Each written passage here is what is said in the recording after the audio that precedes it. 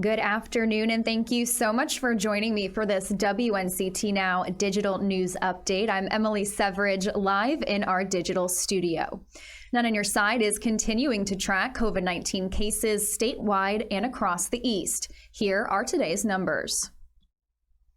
According to health officials, unfortunately, state records are reporting a new record high for most cases in one day. With over 8,400, that brings the total to over 466,000 cases in North Carolina.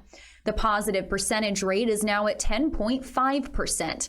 Still doubled what Dr. Mandy Cohen says it should be, which should be around 5%. The total deaths in North Carolina are over 6,100. Hospitalizations are also over 2,800. This morning, Vice President Mike Pence and Second Lady Karen Pence publicly received the Pfizer vaccine. They were joined by Surgeon General Dr. Jerome Adams, who also received the vaccine shot. "I didn't feel a thing. Well done," the Vice President said after receiving the vaccine. Pence asserted his confidence in Operation Warp Speed and stressed his belief that the end of the pandemic was near, saying, quote, "The day will come when the coronavirus has passed." Dr. Anthony Fauci and CDC Director Robert Redfield were in the room when the vaccinations happened. President-elect Joe Biden and wife Jill are scheduled to receive their vaccination on Monday in Delaware. Biden said he doesn't want to get ahead of the line, that frontline workers and healthcare workers and other vulnerable people should be the top priority. But he does say he wants to make sure to demonstrate to the American people that the vaccine is safe to take. It's currently unknown when President Trump and First Lady Melania will receive the vaccine, if they will at all. The CDC has also come out with COVID-19 vaccine facts and hopes to ease the minds of people concerned about the effects of the shot. First, COVID-19 vaccines will not give you COVID-19. COVID-19 vaccines will not cause you to test positive on COVID-19 viral tests. People who have gotten sick with COVID-19 may still benefit from getting vaccinated. Getting vaccinated can help prevent getting sick with COVID-19. Receiving an mRNA vaccine will not alter your DNA. Doctors who have already administered or received the shot already say those who get vaccinated may get a fever, swelling of the arm, and soreness, but that's no different than any other vaccine that you would receive. Heading into some weather, we're looking at a sunny weekend with a possible chance of rain on Sunday. First Alert meteorologist Alex Wassilenko has that weekend forecast for us. GIF and happy Bowtie Friday, everybody. I'm your First Alert meteorologist, Alex Wassilenko, reporting from the First Alert Weather Center in the WNCT studios on a gorgeous Friday forecast, albeit chilly. High pressure begins to enter the forecast this afternoon into the overnight, clearing out those skies even more. Temperatures today will top out in the upper 40s to low 50s, and by the overnight into early Saturday morning, will bottom out in the 20s and low 30s. So certainly a frigid start to your Saturday forecast, but things improve through the afternoon as sunshine becomes available. Temperatures will warm into the upper 40s and low 50s once again, but things start to change by Sunday. To follow all those changes in your weekend forecast, do be sure to download that free First Alert weather app. As we take you through the next several days, one disturbance will impact us on Sunday with scattered showers looking likely. A separate area of low pressure will move through the east and coastal plains on Monday, the first day of winter officially. That is winter solstice on Monday, December 21st, but it's not going to be looking or even feeling like winter on Monday. Showers, heavier rain, and downpours along with warmer temperatures all looking likely to kick off Christmas week. Make it a fantastic Friday, everyone, and a wonderful weekend. I'm your First Alert meteorologist, Alex Wassilenko. Stay with us, and we'll be right back with some more news after this short break.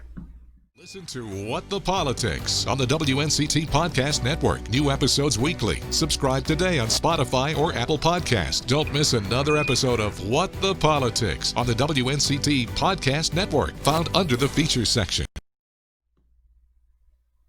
Thanks so much for joining me. If you're just tuning in, I'm Emily Severidge, live in our digital studio, bringing you some early afternoon updates.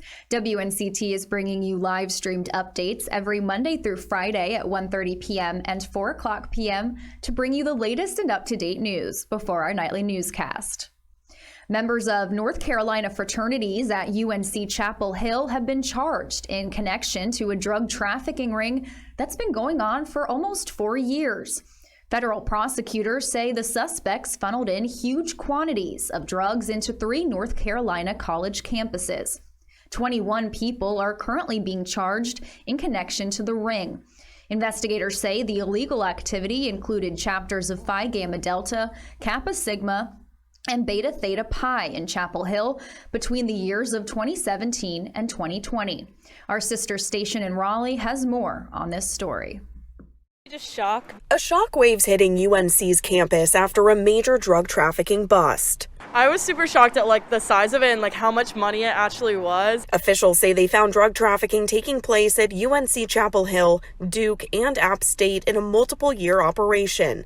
It involved more than $1.5 million worth of drugs, everything from marijuana to cocaine to various pills. That's insane. That's so much money. So many drugs. The investigation dates back to 2017. It started with the Orange County Sheriff's Office learning of possible drug trafficking in the area, then identifying 3 fraternities buying and selling.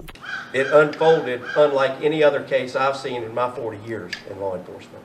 Officials say over the years, the drug ring funneled more than 1,000 pounds of marijuana, several hundred kilograms of cocaine, and more. The sheriff says fraternity members would also be hazed with narcotics. That's what motivated us to move forward quickly with this case, because it was a matter of people being placed in jeopardy. 21 people now face federal charges. Many of them are either current or former students at the universities. Authorities say they also arrested a supplier in California who would ship or drive drugs over. We were all quite shocked at how brazen these young men were and women were that were moving these narcotics. Saying he wants to protect the integrity of these universities while also sending a message. The goal is for the college campuses to be impacted in a positive way.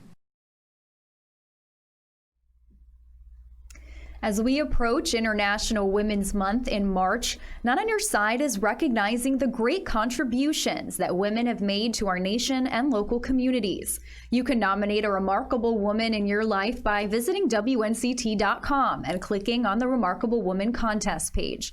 In March, we'll highlight 4 local women who will be considered for Nextstar's nationwide 2021 Woman of the Year Award. The nomination window for nominating a remarkable woman in your life officially closes this Sunday, December 20th.